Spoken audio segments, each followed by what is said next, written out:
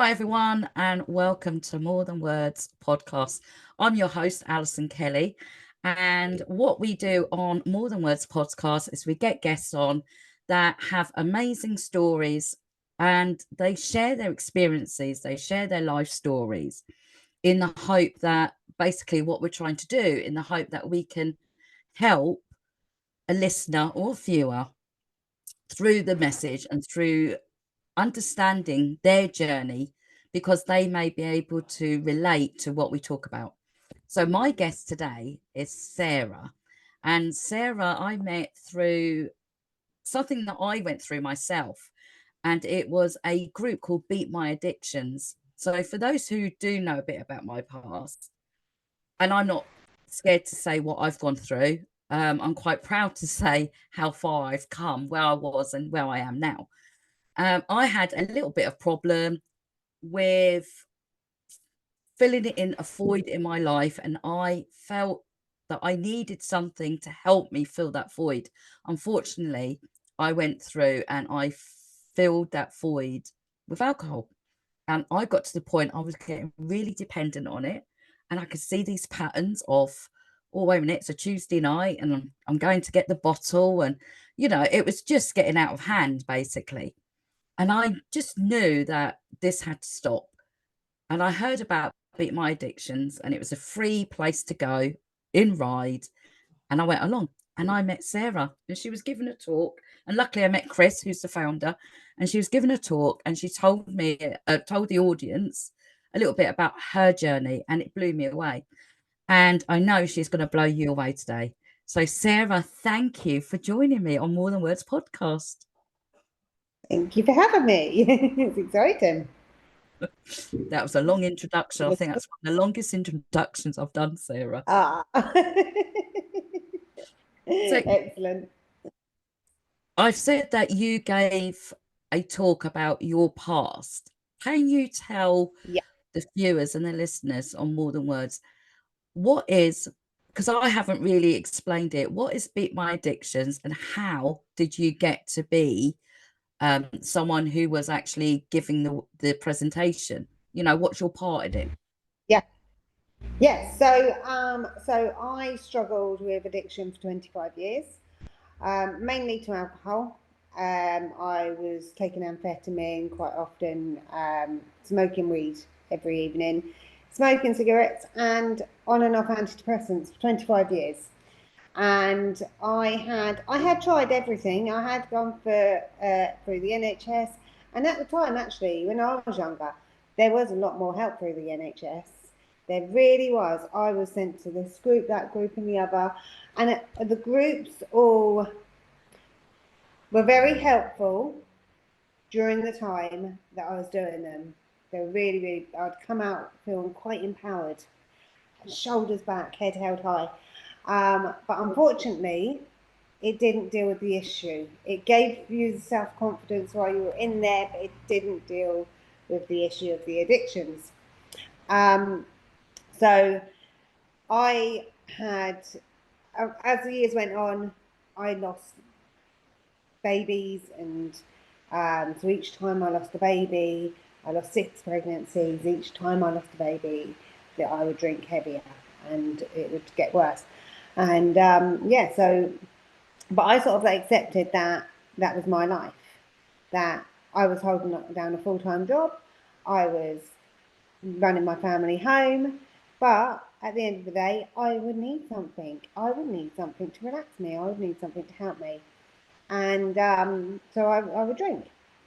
And then when it got to about 2017, 2018, I tried home rehab, and they came round and they dosed me up on medication, and they gave me a folder and it said, take this path, this will happen, take this path, this will happen. But I knew I was hanging on for dear life each and every day. Once I stopped that medication, I was just hanging on for dear life. I've been following Chris for 2.5 years on my Facebook, and I actually remember thinking, what does this guy know about addictions? All he does is run every day. And so I hadn't ever contacted him, and I actually thought, do you know what? It's going to be really expensive. It's on the mainland. It's going to be this, that, and the other. And so I never contacted him until I.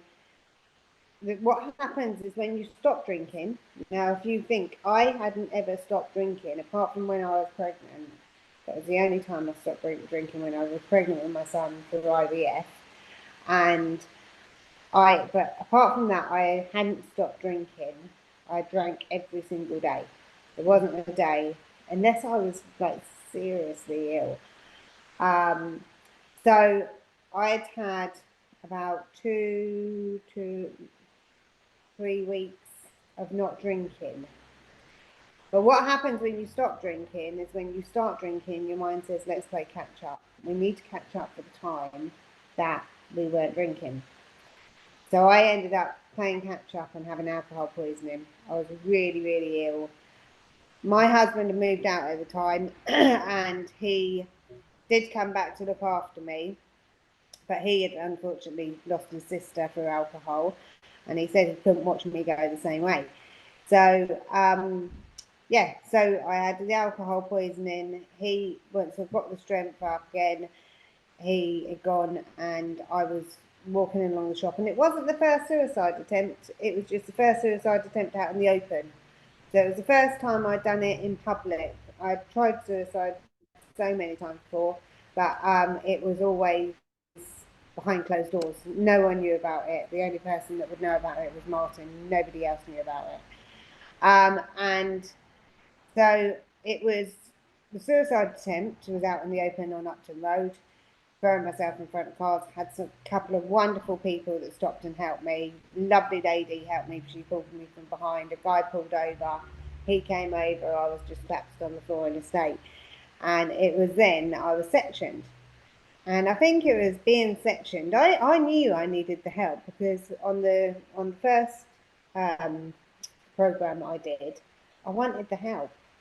But I still wanted to be able to, control the alcohol. And that's really what I was told I could do. And it's not possible. You can't control the alcohol.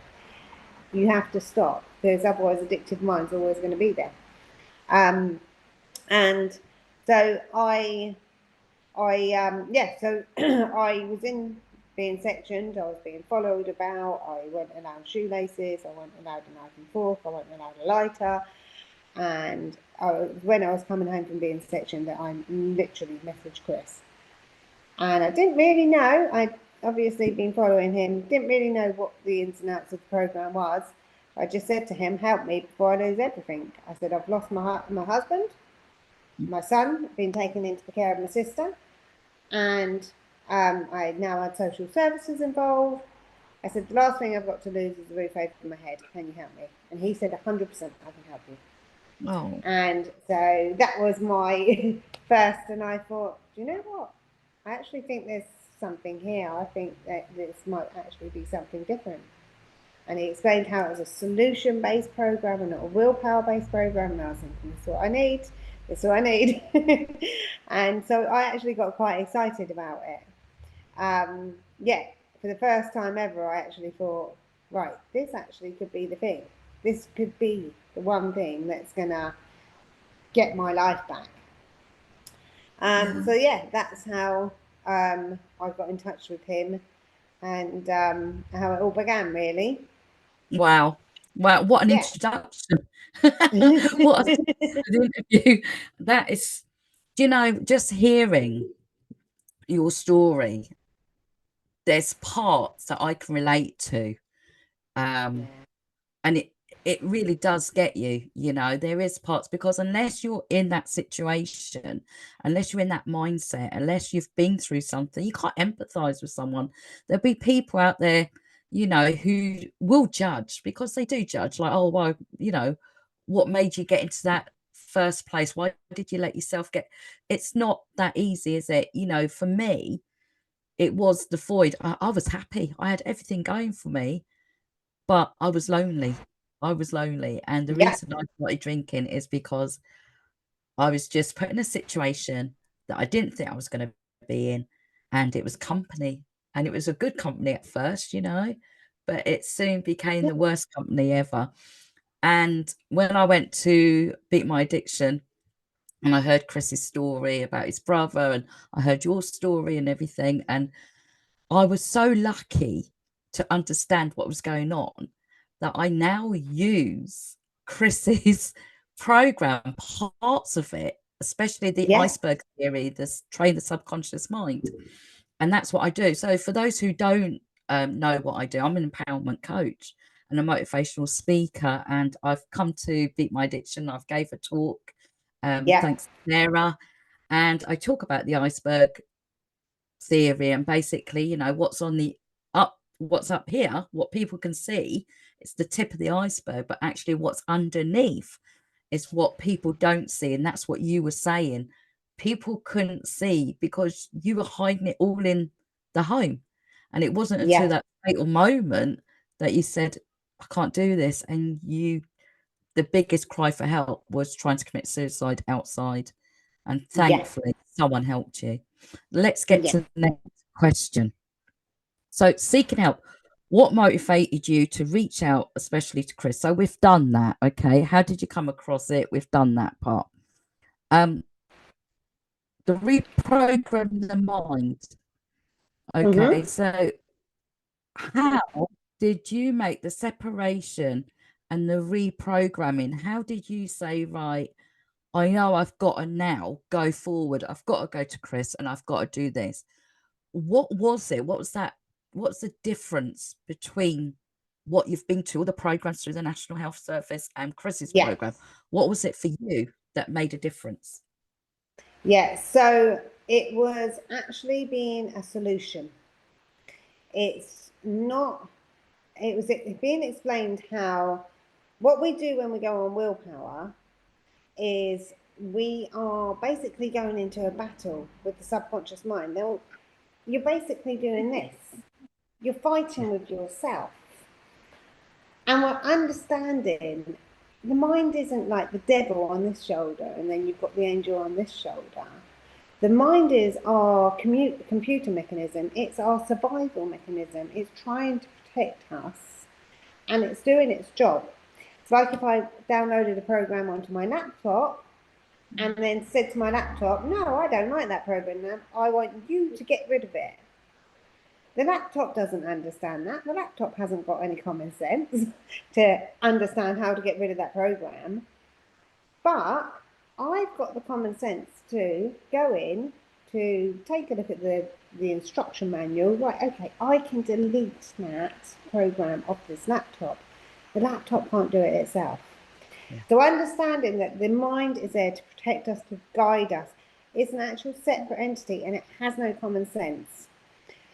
So, but we can go back in. So the education is the first part of the program, and that's one of the biggest parts of the program.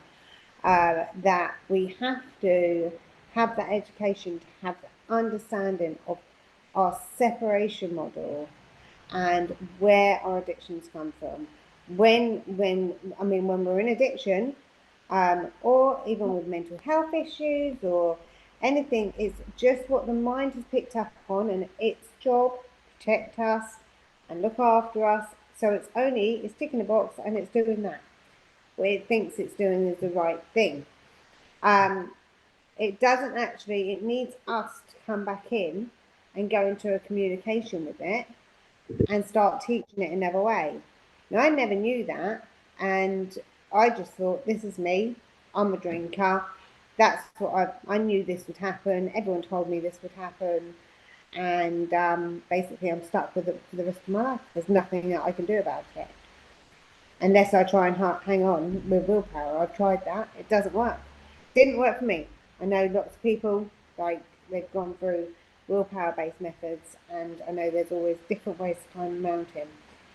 But for me, I wanted to live my life going forward, being at calm and being happy, and not having to have them thoughts every single day or once a week, or if I went into a pub, or I wanted to be able to have the freedom I was to going to be say able you to. wanted to be free, didn't you? That word you've just said it, freedom. You wanted to be free from it's almost like a demon holding on to you, you know. But like you said, it is a subconscious mind.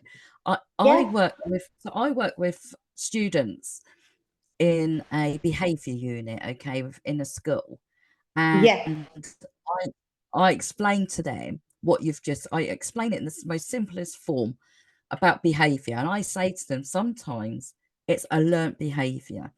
So when they yeah, do this, I say you don't say to your hand, I need you to scratch yeah, your nose. It's yeah, automatic. Yeah. I say, and when you do something and you're doing the same behavior, it's almost like it's not you. You're doing it automatically. So when you say, like when I say to them, right, let's change that behavior straight away, that subconscious mind's going to go, no, but you like being in trouble. No, but you like hanging out around with your mates and doing this.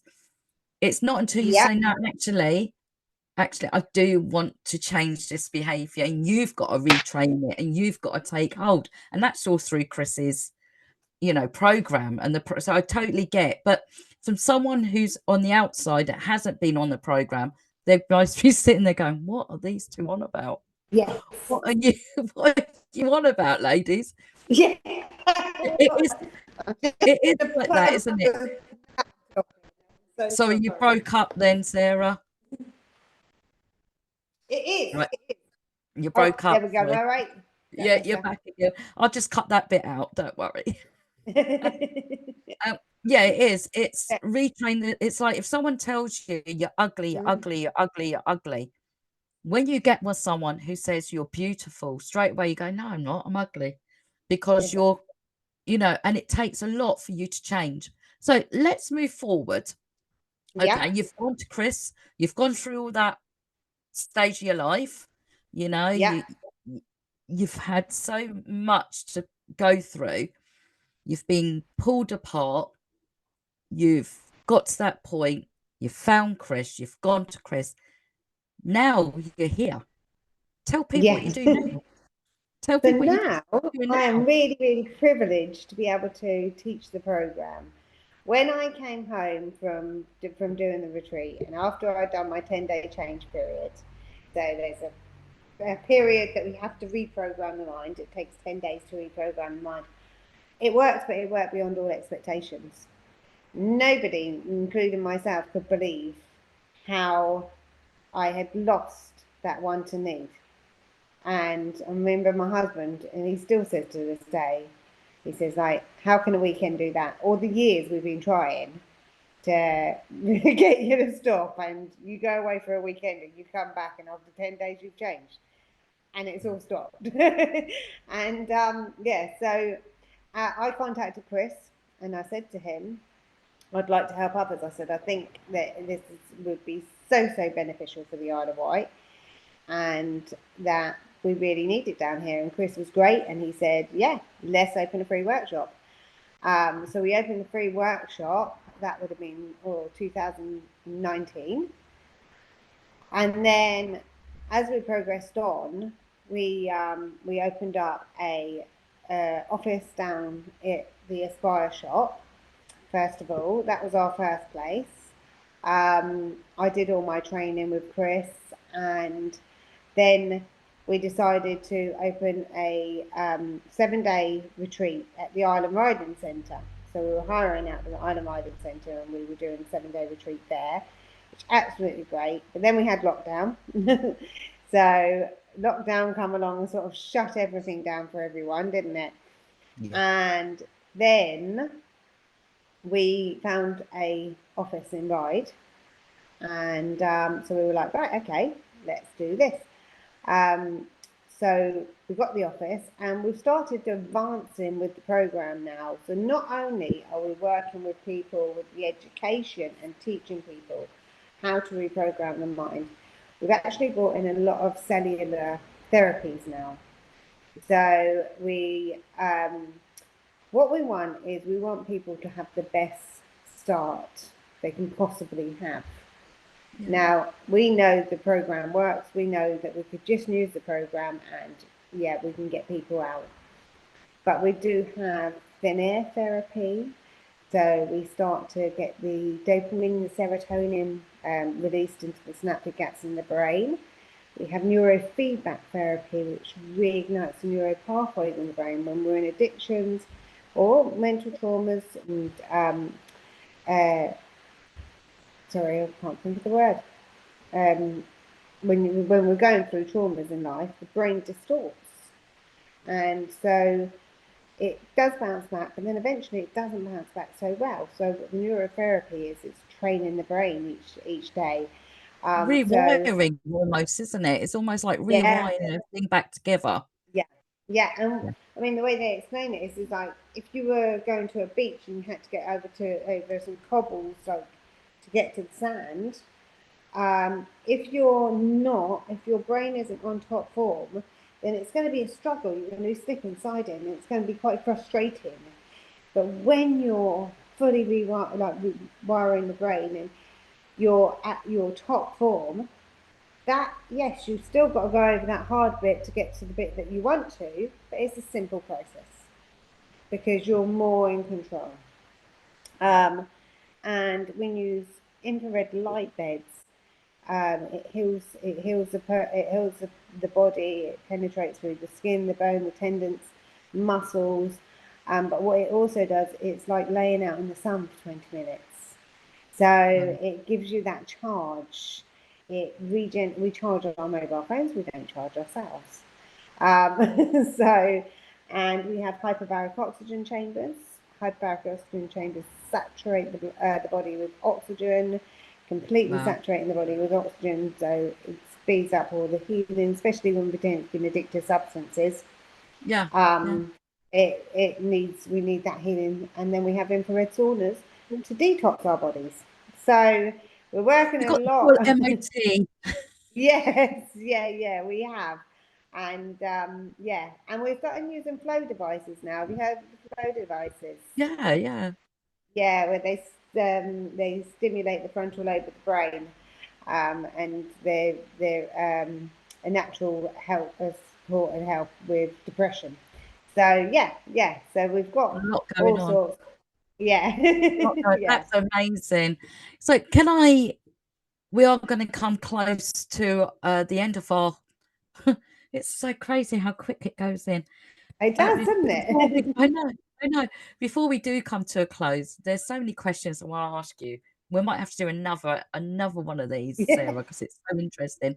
I know there's must be a few out there that would like to know if they're not on the Isle of Wight, where is this available? Is it available over the UK? You know, how yeah, many how many yes. retreats and So that? we can How see can they get contact people. with you? So Chris is his clinic in Sidcup. Um, we can see people online as well. Excellent. And so free support as well. So we have a free workshop here in Ryde. We have a free workshop in Sidcup, and we also have a free online workshop. So anybody from all over the world can come and get support and get help. And it doesn't have to be the paid support, it can be the free support through the Rob Hill Foundation. If you go onto the robhillfoundation.org, they will see where the free support is and the days and the times and everything else. And where we have it online, we have people from America coming on there, and and getting the support. And especially over lockdown, that's why we started it. But especially over lockdown, it was really beneficial to so many people. Mental So health when the lockdown meant people's mental health, it yes, really affected a lot of people. So for you to have that through lockdown, that was a blessing for so many people. Because I yeah, know the rate of domestic abuse was very high, yeah, mental health was very yeah, high, and obviously people drinking, people having addictions, because it's not just drink, it's drugs, it's sugar, it's every kind of addiction you can yeah, think of yeah. that that is affected. So what's your future plans? What have you got planned now for you? What's going on? So we've got the clinic here in Ryde, but also or I am branching off a little bit. So I'm going to be going in with Tina Moretic, and I hope I've pronounced her surname correctly there. I'm terrible with pronouncing names. But she runs a non-profit organisation, and it's called the First Hub. It's the Family Isle of Wight Relationship Support Team. So they support families and parents that are going through difficult breakups and divorces. And so what I'm going to be doing is I'm going to be going in with Tina. We're going to be working together, and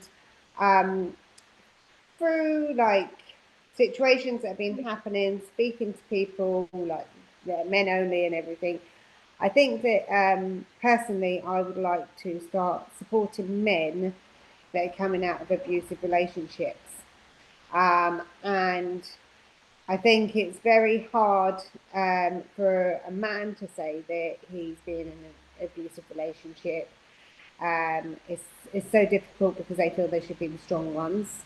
I know, obviously, with women it's the same, and it was only because of like situations and things and the way my path's taken me. I believe that you follow your path. And that's where we're meant to be. So I would like to start supporting the men that are coming out of domestic relationships, and also men that are being falsely accused. There's it's awful to say, and it gives it's hard because you don't want to you can't physically put everyone in one box, but men that are being falsely accused, not men that are like I'm talking about men that are coming out of relationships and being falsely accused by ex-partners. Yeah, I get you. Yeah, because I think it's very difficult. It's always going to be difficult situations. But I think working with Tina, where she has had a lot of experience in this, and she knows, she's got her expertise in this kind of thing, whereas I can come in and help with recognizing, because what it is natural addiction to a person. The mind will remember the good things, and that's why people go back in. The mind tries to forget all the bad and remembers the good, because that's where the dopamine release is happening. When you first get onto the relationship, and the dopamine release is amazing, and the mind's job is to seek out pleasure, avoid pain. So, and for men to sit and have a conversation like that, I think they can find it very, very difficult. So, yeah, I'm going Well to be done, branching. you. Thank you. Yeah, Well I done. think it's like gonna. I've had like lots of interest and people wanting to volunteer and support with it as well. I think it's I think it's very much needed. Yeah, come along. Yeah. I think it is very much needed. Definitely. Well, I don't know if you had seen, I actually interviewed one of my guests was a gentleman who was married and he was a victim of domestic abuse. And he came on and it was really mind blowing. And we talked about this Really, behind men not being able to say that they've been, beaten or mentally abused, physically abused. And we talked about all that and how, like you said, men are meant to be strong person. Yeah, a woman and how to break down that stigma. But also how to get men to actually face the fact that they need help. Because let's face it, sorry, men, you are the worst for if you're poorly, you won't go to the doctors, you won't admit there's something wrong. If you've got a problem, you're like, I'm fine, you're worse than us women. So it must be even more difficult to actually say, yeah, I need help. So, you've got, if anyone's out there, any of our listeners are out there or viewers are out there and they're listening to this and they're thinking, that's me, I'm an addiction, or that's me, I may have an addiction. That's me. I'm yeah, using some kind of substitute to fill a void, yeah, or you may be in a domestic relationship, going through something, and you need to talk, please get in contact. What I'll do is I'm going to put this on my YouTube channel, More Than Words, aka More Than Words Podcast. I'll share it on Facebook. Sarah will share it as well. Definitely. Please reach out to either Sarah or myself regarding, you know, anything that you need help with mental health or abuse or addiction. We've both got experience in that game, and we've both got a good listening ear, haven't we, Sarah? That's what we're here for. Yeah, that's it. And that's the thing, isn't it? It's just to sit and listen and like, hear someone and let them be heard. Yeah, definitely. Definitely. Yeah.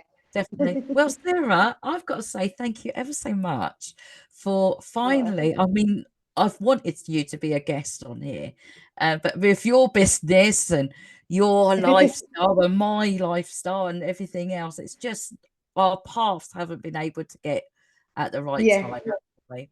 But we did it. We did it. You did it. Yeah. Like I said, to anyone who's watching, if you feel like you need to reach out, Sarah, who is it again? Have they got to get in contact? If it's chrishill.org? So the robhillfoundation.org That's or it. beatmyaddictions.com. Yeah. Or if they look for the first hub on Facebook, if it's to do with the family breakups or divorce or coming out of a abusive relationship. Yeah. Excellent. So I Lots just of want to choices say, there. I know there's a lot there, but we'll put it all in. Again, Sarah, Yeah, thanks ever so much for being a guest on More Than Words podcast. Definitely don't think it's going to be the last interview. And I look forward to hearing and seeing your new adventure take hold. Well done, you. And thanks lovely. again. Thank you. Thank you. Thank Take you. care. Bye. Bye. Bye.